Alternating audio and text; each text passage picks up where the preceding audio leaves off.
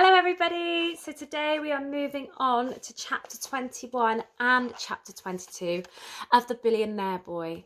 And Joe Spud has just had some heartbreaking news and he doesn't even think he could ever get up again. Lauren wasn't being a true friend.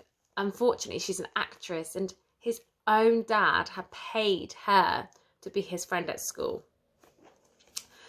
So let's find out what's going to happen next. Chapter 21, a GCSE in makeup. Dad! Screamed Joe. He had never been this angry before and hoped he would never be again. He ran into the pool room to confront his dad. Mr. Spud nervously straightened his toupee as his son approached. Joe stood in front of his dad, hyperventilating. He was too angry to speak. I'm sorry, son. I thought that's what you wanted, a friend. I just wanted to make things better for you at school. I got that teacher you hated sacked too. All I had to do was buy the headmaster a motorbike. So that's where the motorbike came from. So you got an old lady sacked from her job, and then you paid a girl to like me. I thought that's what you wanted. What? Listen, I can buy you another friend, said Mr. Spud. You don't get it, do you? Screamed Joe. Some things can't be bought. Like what? Like friendship, like feelings, like love. Actually, that last one can, offered Sapphire, still unable to lift her hand. I hate you, Dad. I really do, shouted Joe. Joe, please, pleaded Mr. Spud. Look, please calm down. How about a nice little cheque for 5 million quid? Oh, yes, please, said Sapphire. I don't want any more of your stupid money, sneered Joe. But, son, spluttered Mr. Spud, the last thing I want to do is end up like you, a middle-aged man with some brain-dead teenage fiancé. Excuse me, I've got a GCSE in makeup, said Sapphire angrily. I never want to see either of you again, said Joe. He ran out of the room, pushing the vomiting lady out of his way and into the pool as he did so. Then he slammed the huge door behind him. One of the mural tiles from Mr. Spud's thong fell off the wall and smashed onto the floor. Joe, wait, shouted Mr. Spud. Joe dodged past the halls of guests and ran up to his room, shutting the door firmly behind him. There wasn't a lock, so he grabbed a chair and wedged it under the door handle so it wouldn't open. As the beat of the music thumped through the carpet, Joe grabbed a bag and started filling it with clothes. He didn't know where he was going, so wasn't sure what he needed. All he knew was that he didn't want to be in this ridiculous house for another minute. He grabbed a couple of his favourite books, The Boy in the Dress and Mr. Stink, both of which he found hilarious and yet heartwarming. Then he looked on his shelf at all his expensive toys and gadgets. His eyes were drawn to the little loo roll rocket that his dad had given him when he still worked at the factory. He remembered it was a present for his 8th birthday. His mum and dad were still together then, and Joe thought it might have been the last time.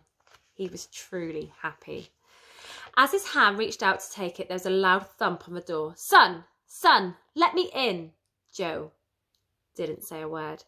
He had nothing more he wanted to say to the man. Whoever his dad had been was lost years ago. Joe, please, said Mr. Spud. Then there was a pause. Thump!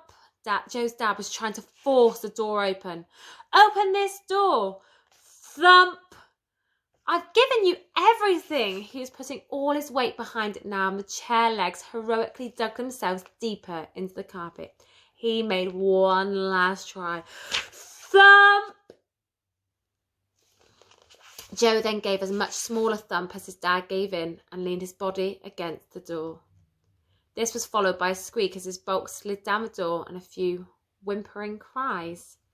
Then the light of the gap under the door was blocked. His dad must have slumped on the floor.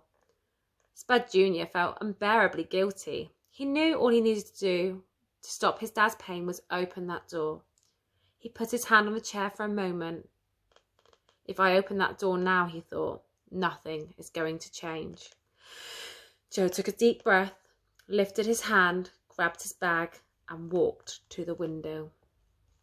He opened it slowly so his dad wouldn't hear and then climbed onto the windowsill. Joe took one last look at his bedroom before jumping out into the darkness and a new chapter. Chapter 22. A new chapter. Joe ran as fast as he could, which wasn't that fast in all honesty, but it felt fast to him. He ran down the long, long drive, dodged past the guards, jumped over the wall. Was that wall to keep people out or keep him in? He'd never thought about it before, but there wasn't a time to think about it now. Joe had to run and keep running. Joe didn't know where he was running to. All he knew was where he was running from. He couldn't live in that stupid house with his stupid dad for one moment longer. Joe ran down the road. All he could hear was his own breath getting faster and faster. There was a faint taste of blood in his mouth. Now he wished he had tried harder in the school cross-country run. It was late now, after midnight. The lamp-post pointlessly illuminated the empty little town. Reaching the town centre, Joe slowed to a stop. A lone car crouched in the road. Realising he was alone, Joe suddenly felt a shiver of fear. The reality of his great escape dawned on him. He looked at his reflection in the window of the darkened KFC. A chubby 12-year-old boy with nowhere to go looked back at him. A police car rolled past slowly and silently. Was it looking for him? Joe hid behind the big plastic bin. The smell of fat and ketchup and hot cardboard was so stomach-churning it almost made him choke. Joe covered his mouth to stifle the sound. He didn't want the policeman to discover him. The police car turned a corner and Joe ventured out into the street. Like a hamster that had escaped from its cage, he kept close to the edges and corners. Could he go to Bob's? No, thought Joe. In the exhilaration of meeting Lauren, or whatever her stupid name really was, he had badly let down his only friend. Mrs. Trave had been a sympathetic ear, but it turned out she was out of his money all along. How about Raj? Yes, thought Joe. He could go and live with a purple-bottomed newsagent. Joe could set up camp behind the fridge. Hidden safely there, Joe could read Nuts magazine all day and feast on slightly out-of-date confectionery. He couldn't imagine a more charmed life. Joe's mind was racing, and soon his legs were too. He crossed the road and turned left. Raj's shop was only a few streets away now. Somewhere above him in the black air he heard a distant whir. The whir became louder. More of a buzz, then a drone. It was a helicopter. A searchlight danced across the street. Mr. Spud's voice came out of a loudspeaker. "Joe Spud, this is your dad speaking. Give yourself up. I repeat, give yourself up." Joe dashed into the entrance of the body shop. The searchlight had just missed him. The smell of pineapple and pomegranate body wash and dragon fruit foot scrub pleasingly tickled its way up his nostrils. Hearing the helicopter passing overhead, Joe just dashed to the other side of the street and crept past Pizza Hut and then Pizza Express before seeking sanctuary in the doorway of a Domino's Pizza. Just as he stepped out to make a dash past Bella Pasta, the helicopter whooshed back overhead. Suddenly, Joe Spud was caught in the dead centre of the searchlight. "Don't move! I repeat, don't move!" the voice thundered. Joe looked up into the light as his body trembled from the force of the rotor blades. "Shove off!" he shouted. "I repeat, shove off! Come home now, Joe. No! Joe, I heard what you said and I'm not coming home. I'm not ever coming home," shouted Joe. Standing there in the bright light, he felt like he was on stage in a particularly dramatic school play. The helicopter whirred overhead for a moment as the loudspeakers crackled in silence. Then Joe made a run for it, dashing down an alley behind Argos, through the NCP car park and round the back of Superdrug. Soon the helicopter was nothing more than a distant buzz, no louder than the sleepless birds. Arriving at Raj's, Joe knocked gently on the metal shutters.